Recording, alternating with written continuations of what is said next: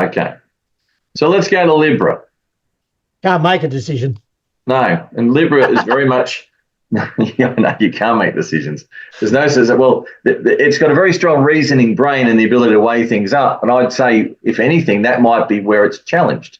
The fact that the capacity to be able to, because I think Libra, half the reason they're harder to make decisions is because they spend a lot of time rationalizing and analyzing both sides of everything, and therefore can't find that middle point. So if you put less light on the capacity to be able to reason and make those decisions, you're left with no choice but to make an emotional or an emotive or an intuitive choice in that situation. And it might be sort of, would you say, I couldn't say forced on you, but a circumstance around it maybe shed a light. So it would definitely, in a general sense, it could be associated to close relationships, your close personal relationships, or those that are closest to you, that you want closest to you. But also, this would cover medical to some degree.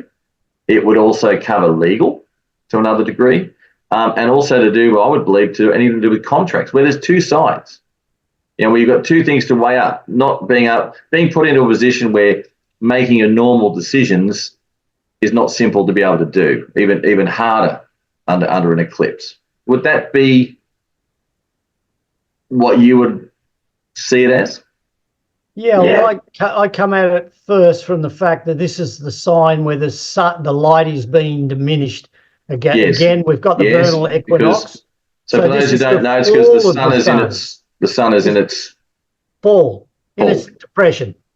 Reason being is light is increasing in Aries, light is diminishing in Libra. I.e., the sun's about to set in the natural horoscope. Yeah, in the natural zodiac. And so Saturn starts to increase his power because he loves darkness. Mm-hmm. So Saturn's exalted in Libra.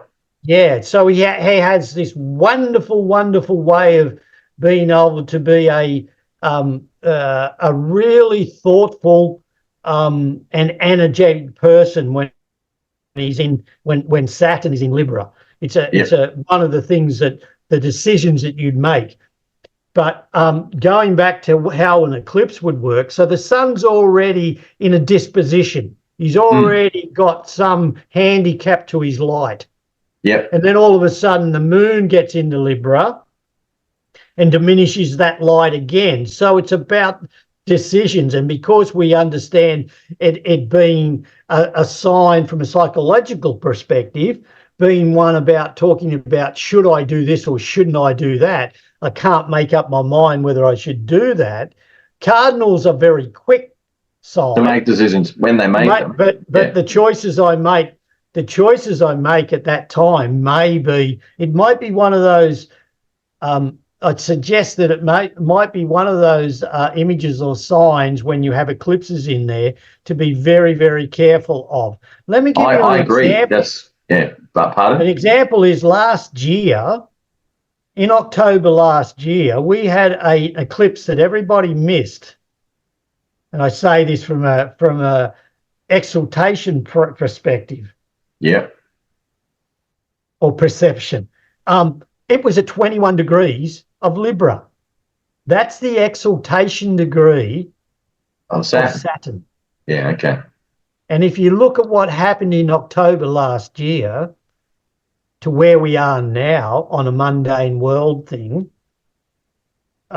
things haven't progressed very well from that perspective of that eclipse. Now, it's a south node eclipse, so it's familiarity as well.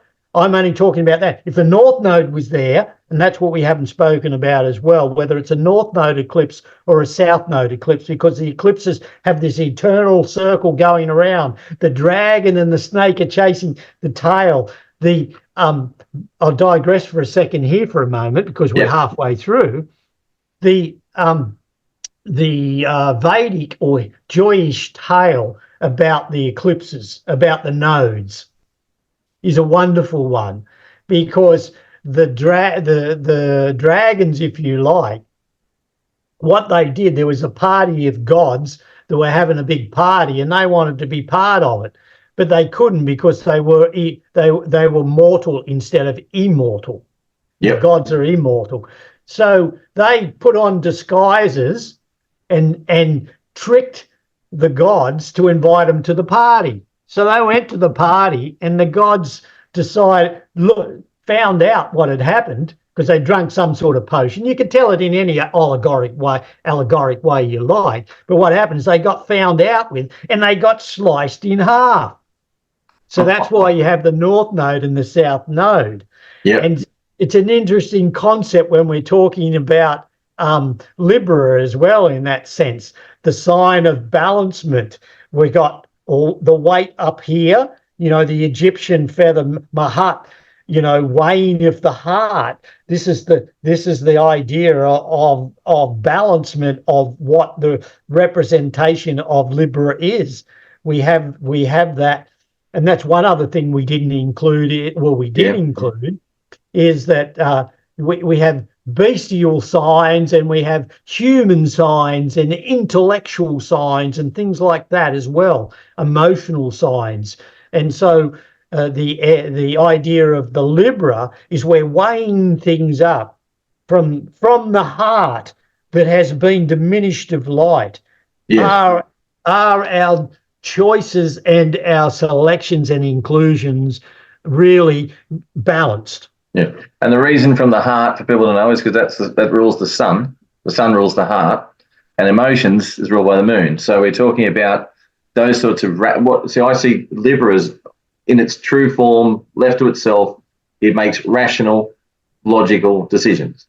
Yes, when it can make one. But we like picking on them like that. But that's okay. At the end of the day, the reason, as I said, the only reason they don't make decisions or find it hard is because they weigh everything up to the nth degree and try to be fair. So it's a lovely use of energy, but it's not great when you need to make a decision and you need to be quite firm about it, because you can go, oh, maybe I made the wrong one.